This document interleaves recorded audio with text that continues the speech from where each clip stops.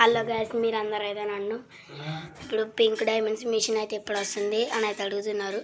ఈ pink diamonds ఏ store మళ్ళా plus ఏ store అని అడుగుతున్నారు, ఎప్పుడు వస్తాయి అని అడుగుతున్నారు.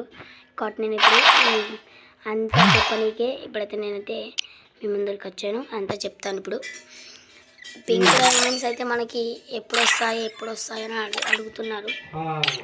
ఈ పింక్ డైమండ్స్ మనం క్లెయిమ్ చేసుకున్న తర్వాత ఎప్పుడు వస్తాయి అని అడుగుతున్నారు.